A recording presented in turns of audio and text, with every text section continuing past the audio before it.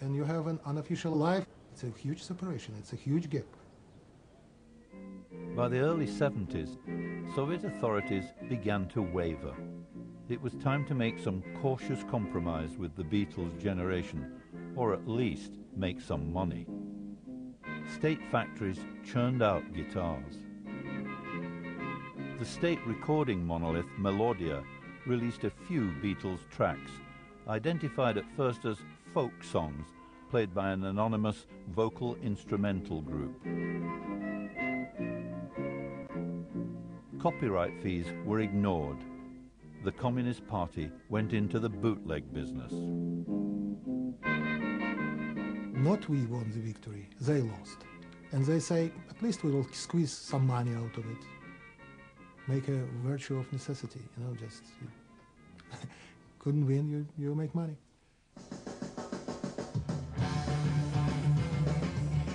Andrei Tropilo made a reputation in St. Petersburg recording the first Russian rock bands.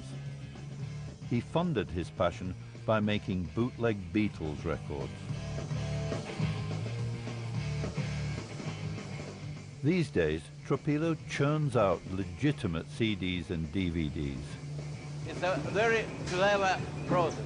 But in Soviet times, Tropilo became a director with the state record company Melodia, duplicating Beatles albums for the Soviet masses. Actually, all homes in those times have Beatles records. All, believe me. Of course, when I became the melody director, I produced many 100,000 albums of Beatles. People have right to have it, to use it, to listen. I support not copyright but copyleft.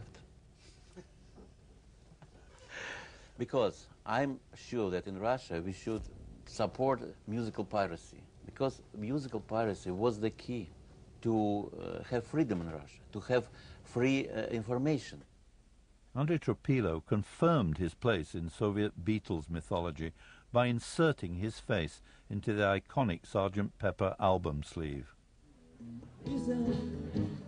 As Beatles music became more available in the 1970s, Beatles style began to obsess a generation, 10 years after it had faded in the West. They influenced everything. They influenced our music, they influenced our life, our way of living, our dress, how we dress. They influenced everything, actually. All the hairstyles, you know, cowboy boots and everything. So it was like an amazing power, because all the youngsters, all the young people, they started to imitate. They started to feel more free. What was available, bad quality photos of the Beatles, God knows taken from where, from which album or cover or newspaper and so on. And you can buy this picture for 50 kopecks. And it was a choice, either to have a breakfast or to buy this Beatles picture. They wouldn't be able to buy any kind of clothes in Soviet shops.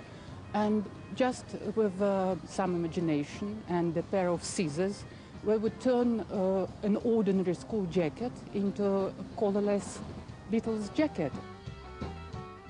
And of course, Lennon's glasses. Lennon's glasses is just fashion, just all 22 square million kilometers of Soviet Union, Lennon glasses.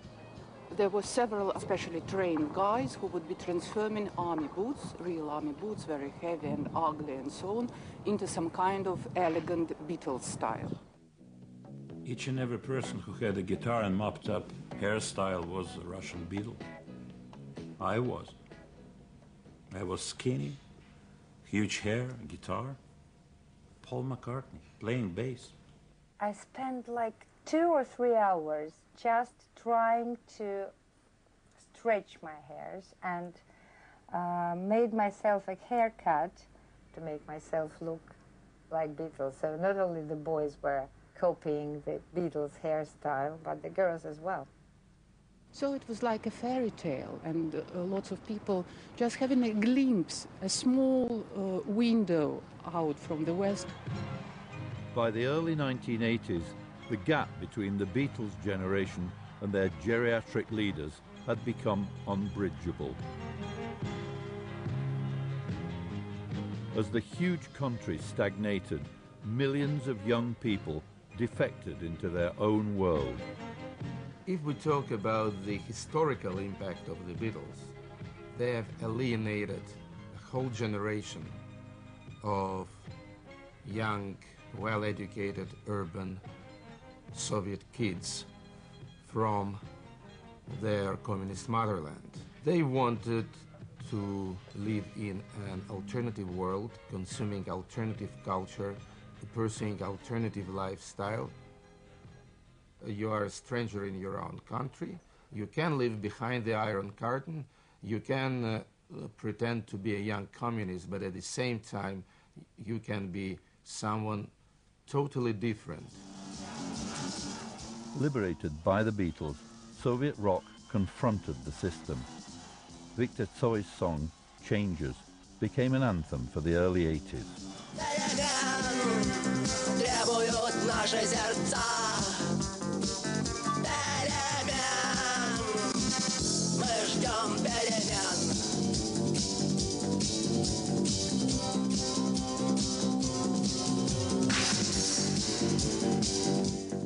In March 1985, Mikhail Gorbachev became the Soviet leader. The man who would be called the USSR's first rock and roll president. I always like to quote the words said by Mikhail Gorbachev. Quote, I do believe the music of the Beatles has taught the young generation of the Soviet Union that there is another life, there is freedom somewhere. And of course this feeling has pushed them towards perestroika, towards the dialogue with the outside world.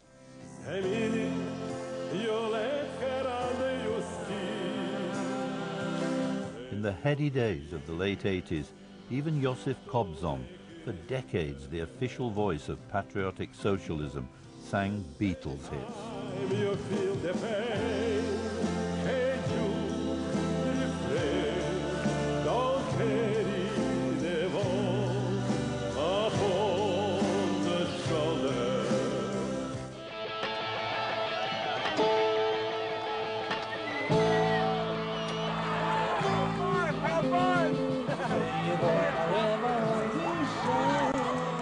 As the Berlin Wall was torn down in November 1989, triggering revolutions across the Soviet Union, the communist empire began to collapse.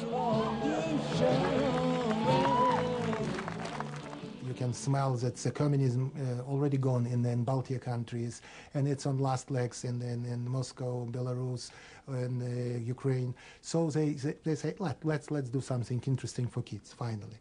And what would be interesting, Beatles? Well, okay, let's make a program.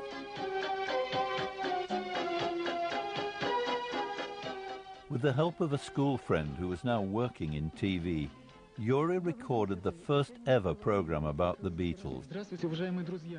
He persuaded a Beatles fanatic, Vladimir Savitsky, to share the responsibility.